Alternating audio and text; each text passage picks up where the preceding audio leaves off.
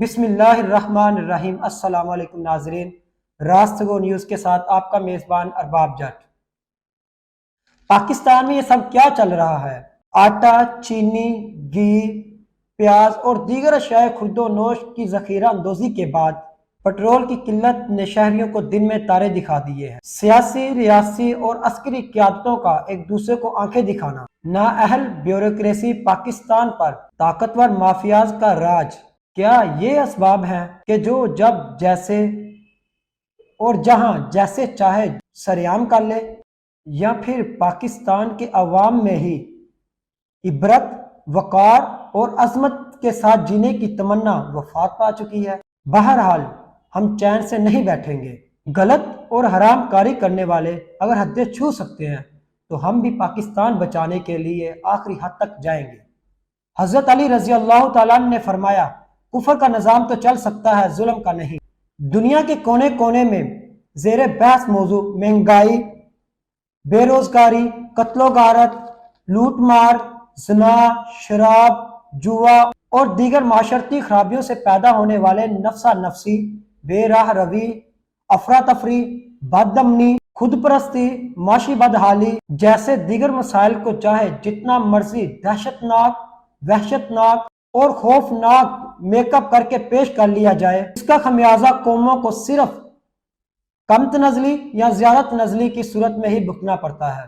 دنیا کے تمام مذاہب کے نظریات زوال کے بعد عروج کے نقطہ نظر پر اول سے اب تک متفق رہے ہیں۔ تاریخ کے اوراق جتنے مرضی کھنگال لیے جائیں، تب بھی کوئی ایسی مثال نہیں ملے گی کہ کوئی قوم یا ملک عدم ترقی یا تنزلی کی وجہ سے تباہ و برباد ہو گئی۔ البتہ حد سے تجاوز کرنے والی قوموں کی تباہی کے شواہد ضرور ملتے ہیں۔ یاد رکھیے گا، ظلم تو پھر ظلم ہے، بڑھتا ہے تو مٹ جاتا ہے، کہنا بہت آسان ہے، لیکن اس کے نتائج بھگتنا ناممکنات میں سے ہیں۔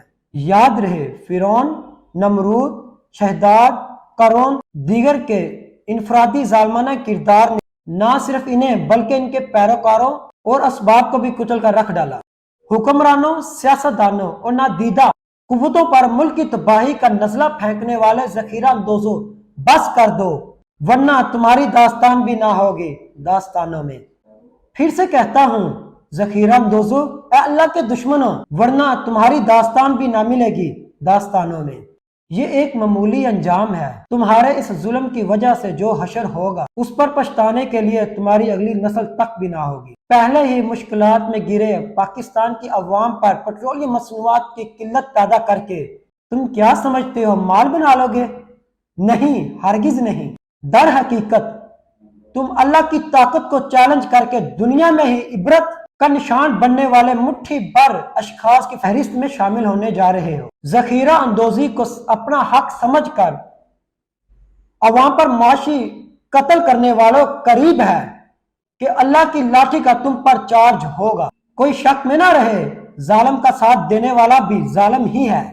آج عوام ڈیزل اور پٹرول من مرضی کی قیمت ادا کر کے خریدنے کے لیے بھی سڑکوں پر خوار ہو رہی ہے، اور سب اختیار متعلقہ افسران انہیں طاقتور مافیاز ڈکلیئر کر کے کسی صورت خود کو معصوم اور بے گناہ ثابت نہیں کر سکتے۔ تاریخ گواہ ہے، ذخیرہ اندوزوں کے سہولت کار یا اعلی کار یا پھر کسی مصلحت کے تحت ظلم کے خلاف تیار کیے گئے پھندے سے بچا نہیں پائیں گے۔ جلد یا دیر کسی بھی شکل میں ان کے دلوں کی سیاہی بے نقاب ضرور ہوتی ہے۔ ازلوں سے سوئی پاکستان کے عوام کی بدقسمتی کہوں یا پھر ذخیرہ اندوزوں، ان کے سہولت کاروں یا مصلحت کے شکار سرکاری حکام کی خوش قسمتی سمجھ سے بالاتر ہے۔ ظلم و ستم کی عادی پاکستانی عوام پر کون سی دوائی یا تویز اثر کرے گا؟ ایسا تو نہیں پاکستانیوں کو ان کی نااہلی، کمزوری، سستی، خاموشی اور خود فریبی کی وجہ سے ہی چن لیا گیا، جیسے قوم قریش کو اسلام سے قبل چنا گیا تھا۔ یہی وہ دور تھا جب ارد گرد کے ممالک دن دگنی رات چگنی ترقی کر رہے تھے، اور قوم قریش اپنی فرسودہ وراثتی روایات کی بقا کی خاطر بجائے اس کے کہ ظلم کا مقابلہ کرتے، خود کو ظلموں کا عادی بنا لیا۔ ان کی مسلسل فراموشی کی وجہ سے نہ صرف قدرت نے بلکہ ارد گرد کی حکومتوں نے بھی انہیں دھتکار دیا۔ میرے پاکستانیوں، ذخیرہ اندوزوں اور تمہارے حقوق سلب کرنے والوں کے خلاف بغیر کسی توقف اپنے اندر سیاسی تقسیم کو اپنے پیروں تلے رون ڈال۔ تم کھلاڑی ہو، دیوانے ہو یا جیالے ہو، ذخیرہ اندوز کسی کی رعایت نہیں کرتے، تو تم بھی اپنی نسلوں کے مستقبل کے لیے کسی مسیحا کا انتظار مت کرو، ورنہ تمہاری بھی داستان تک نہ ملے گی داستانوں میں۔ دوبارہ ملاقات ہوگی نئی ویڈیو اور نئے موضوع کے ساتھ، تب تک کے لیے اجازت دیجیے گا۔ اللہ حافظ۔ پاکستان زندہ باد۔